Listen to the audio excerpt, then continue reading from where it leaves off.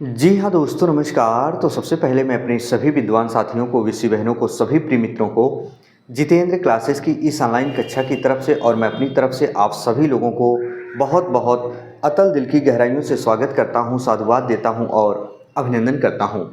Student जो हमारे विद्वान साथी और विषी बहनें UP triple SC lower PCS की तैयारी कर रहे हैं, जी हाँ, UP triple SC lower PCS की तैयारी कर रहे हैं स्टूडेंट, उनके लिए उनका भाई, उनका दोस्त हिंदी ग्रामर का समस्त बिंदु जो सिलेबस वाइज है, एक एक टॉपिक को लेकर क्लियर करने जा रहा है। और आप सभी लोग स्टूडेंट बहुत मनोयोग से बिंदु को देखिएगा, क्योंकि जो आपके सिलेबस में हिंदी पूछी जाएगी, सारा हिंदी का वो टॉपिक मैं क्लियर कराने वाला हूँ, लेकिन थोड़ा डेप्थ में हम पढ़ेंगे।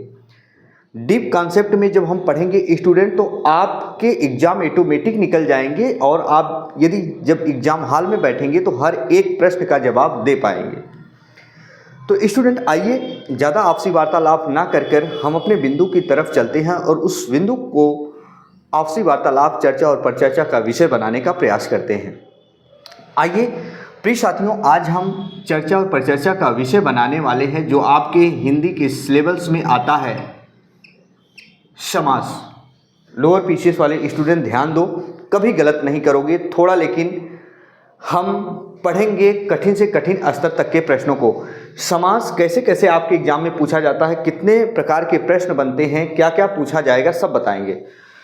पहले देखो, ये समास है क्या, इसकी डिफिनेशन क्या होती है। दो या दो से अधिक शब्दों के सार्थक मेल को क्या कहा जाता है, समास कहा जाता है। दो या दो से अधिक शब्दों के सार्थक मेल को क्या कहा जाता है, समास कहा जाता है स्टूडेंट।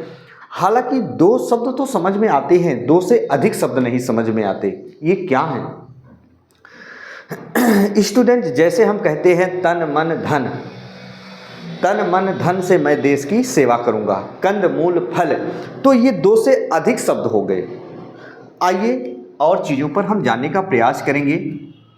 जो समास है, समास को दो भागों में जब हम डिवाइड करेंगे यानी तोड़ेंगे, तो क्या निकलेगा, सम प्लस क्या होता है स्टूडेंट, आस होता है। जी हाँ, सम प्लस क्या होता है, आस होता है।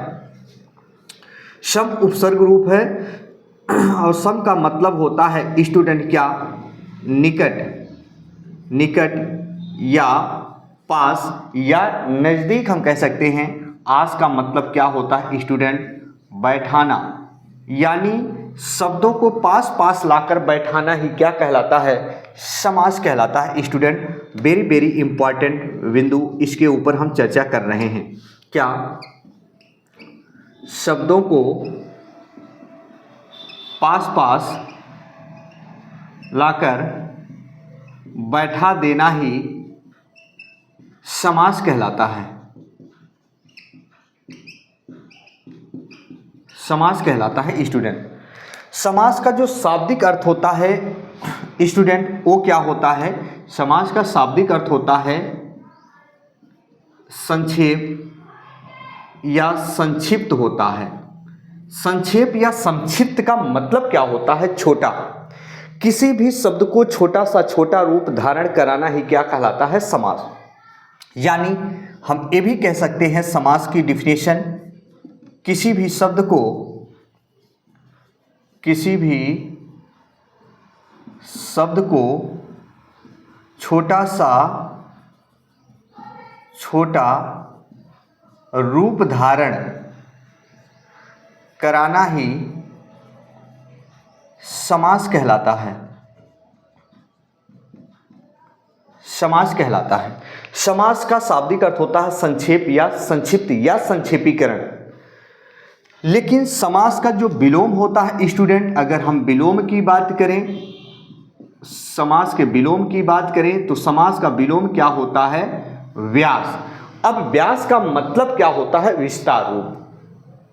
जैसे आप अपने घर परिवार में होते हो, घर परिवार की कोई भी ऑब्जेक्ट यानी वस्तु बिखरी हुई होती है दूर दूर, माँ बोलती है बेटा जरा इसे समेट दे, तो आप क्या करते हो, एक जगह इकट्ठा कर देते हो। अब तक वो दूर दूर फैली होती है, उसको समेट दिए, इकट्ठा कर दिए, तो एक दूसरे का क्या हो गया, अपोजिट हो गया। यानी स्टूडेंट, समास का विलोम क्या होता है, व्यास होता है, और व्यास का मतलब क्या होता है, विस्तार रूप। क्या होता है स्टूडेंट? समास का विलोम क्या होता है? विस्तार रूप होता है, याद रखिएगा, है ना। अगर आपके कॉम्पिटिटिव एग्जाम में समास का विलोम व्यास नहीं देता है तो समास का विलोम याद रखिएगा, ये भी जरा समास का विलोम, क्योंकि हर एक टॉपिक को कवर करना है। समास का जो विलोम होता है दोस्तों, याद रखना, विग्रह भी होता है। क्या होता है? विग्रह भी होता है। इसको मत भूलिएगा, नहीं तो आप धोखा खा जाओगे। हर कॉम्पिटिटिव एग्जाम में आते हैं। यहां तक की बात हो गई। एक बार स्क्रीनशॉट लीजिए स्टूडेंट, फिर चलते हैं आगे।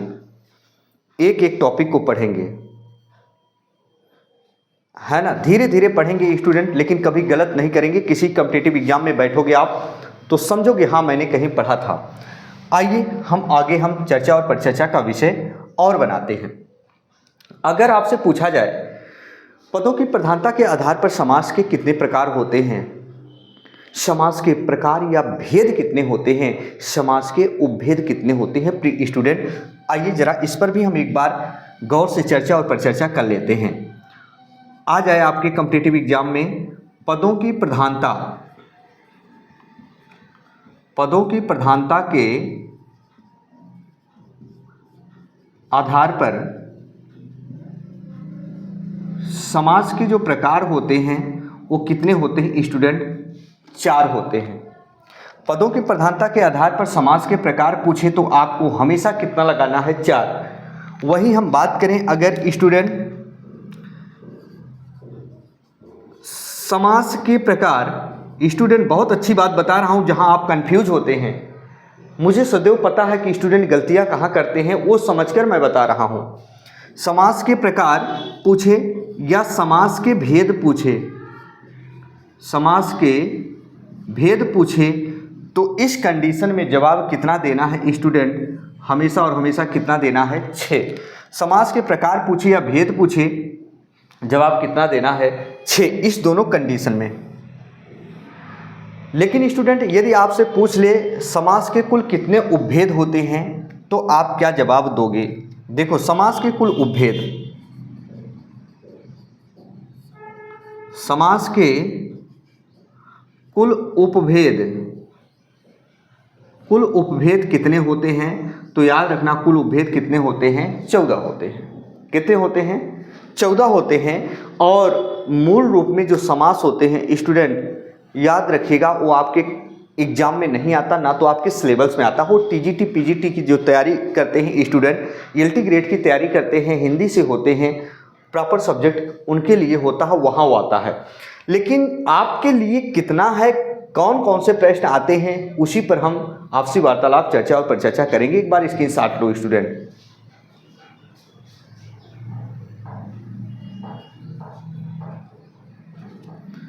यहां तक की बात हो चुकी, इसी साथ ले चुके, है ना। अब देखो स्टूडेंट, मैंने क्या बताया, इतनी सारी चीजें इसमें बताई। अब देखो समास में कितने पद होते हैं उस पर हम चर्चा करेंगे। पहले बेसिक चीजों को आप सीखो। समास में कुल कितने पद होते हैं, कितने पद होते हैं? तो समास में कुल कितने पद होते हैं स्टूडेंट? अगर ये पूछा जाए तो 2 पद होते हैं। समास में कुल कितने पद होते हैं स्टूडेंट? 2 पद होते हैं। समास हमेशा संयोग करता है, वियोग नहीं करता, ये भी याद रखना। समास, अगला, समास हमेशा संयोग करता है। समास हमेशा क्या करता है स्टूडेंट? संयोग करता है, इसको याद रखना। समास में कितने पद होते हैं? 2 पद होते हैं। और वो जो 2 पद होते हैं वो पहला क्या होता है? उत्तर पद। ना कहकर हम कह सकते हैं दोस्तों, जो पहला पद होता है उसे क्या कहते हैं? पूर्व पद, पूर्व पद। और दूसरे को क्या कहा जाता है? उत्तर पद। अब ध्यान से सुनना, पहले पद को क्या कहा जाता है? जो समास के 2 पद होते हैं, पहला पूर्व पद होता है, दूसरा उत्तर पद होता है। लेकिन इन दोनों के भी और नाम होते हैं। पूर्व पद को प्रथम पद भी कहा जाता है, प्रथम पद भी कहा जाता है, और पूर्व पद को याद रखिएगा पहला पद भी कहा जाता है ना। उत्तर पद को ऐसे दूसरा पद भी कहा जाता है, और ऐसे ही इसे अंतिम पद भी कहा जाता है, अंतिम पद भी कहा जाता है। मेरा कहने का मतलब ये हुआ, जो समास में दो पद होते हैं, पहले पद को पूर्व पद भी कहा जाता है या प्रथम पद भी कहा जाता है, वैसे दूसरे पद को उत्तर पद भी कहा जाता है, अंतिम पद कहा जाता है। यानी स्टूडेंट, मेरा कहने का मतलब यह हुआ कि इन तीनों का मतलब एक ही है और इन तीनों का मतलब एक ही है। बात समझ गए? दो पद होते हैं, तो पहले पद को पूर्व पद, प्रथम पद या पहला पद कहा जाता है, दूसरे पद को उत्तर पद, अंतिम पद या दूसरा पद कहा जाता है या द्वितीय पद कहा जाता है। बात तो वही हुई। स्क्रीनशॉट लीजिए स्टूडेंट, है ना। आज की कक्षा में इतना ही पढ़ेंगे। अगर वीडियो अच्छी लगी हो तो लाइक और सब्सक्राइब करना ना भूलें, और डेली आपकी क्लासें आप तक पहुंचेंगी, प्लेलिस्ट में बना दे रहा हूं, और ऐसे पढ़ते रहेंगे दोस्तों। तो याद रखना, आपकी हर हिंदी ग्रामर हम कंप्लीट कराएंगे, सब कुछ कंप्लीट कराएंगे, है ना दोस्तों। इसी के साथ आपका भाई, आपका दोस्त अपनी वाणी को विराम देता है। फिर हम मिलेंगे नए बिंदु के साथ। तब तक के लिए मित्रों, जय हिंद, जय भारत।